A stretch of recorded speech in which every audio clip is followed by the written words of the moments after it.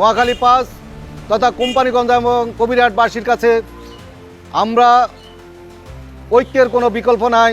আমরা তৃণমূল থেকে আমরা যারা উঠে এসেছি, আমরা আজকে তারেক জিয়ার এই বাণীটুকু নোয়াখালী পাস আসনে আমাদের এখানে বিএনপি পরিবার তথা দলবদ নির্বিশেষে আমরা যেন সবাই ঐক্যবদ্ধভাবে তারেক জিয়ার মনোনীত প্রার্থী নোয়াখালী পাস আলহাজ ফখরুল ইসলাম সাহেবকে যেন আমরা বিপুল ভোটের ব্যবধানে যেন জয়যুক্ত করতে পারি।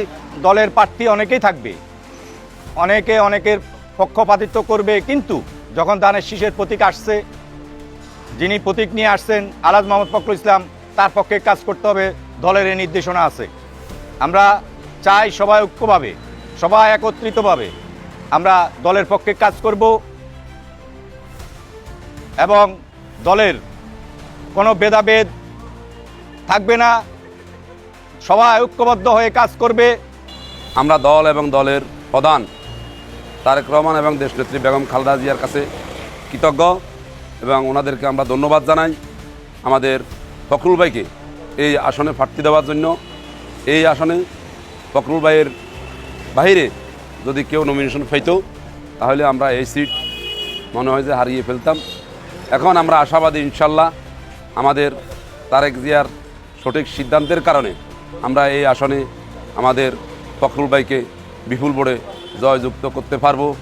জনগণ ফখরুল সাহেব উপজেলা চেয়ারম্যান তখন প্রার্থী হয়েছিলেন, 2 ঘন্টার ব্যবধানে হাজার হাজার ভোট পড়েছে। এখনও সেই ভোট ইনশাল্লাহ অব্যাহত থাকবে। ওনার ব্যক্তিগত ইমেজ, উনি এলাকার দীর্ঘদিন, ফখরুল সাহেব দীর্ঘদিন এই এলাকার মাটি ও মানুষের সম্পৃক্ত ছিলেন, গরিব দুঃখী মেহনতি মানুষের সাথে ছিলেন। এই মানুষ এখনও ওনার কথা মনে রাখছে।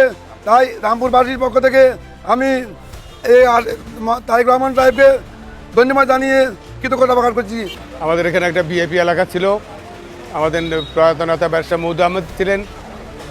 ওনার জীবিত থাকালীন অবস্থায় আমাদের বর্তমান প্রার্থী, আমাদের সকল প্রাণপ্রিয় নেতা ব্যারিস্টার মিস্টার ফখরুল ইসলাম সাহেব, উনি মৌদুদ সাহেব থাকতে ওনার সাথে সার্বক্ষণিক ছিলেন এবং উনি আজকে এই পর্যায়ে এসছেন একজন পরীক্ষিত নেতা হিসেবে, বিএনপি নেতা হিসাবে। এবং উনি তারেক জিয়ার কাছে সমস্ত ওনার বায়োডাটা সব কিছু পরীক্ষিতভাবে কোষ্ঠীপাত যাচাই করে এখানে বিএনপি আসনে আমাদের নেতা ফখরুল সাহেবকে মনোনয়ন দিয়েছেন এবং আমরা সেই ক্ষেত্রে আমরা সবাই ঐক্যবদ্ধভাবে আজকে আমরা ওনার সাথে কাজ করছি।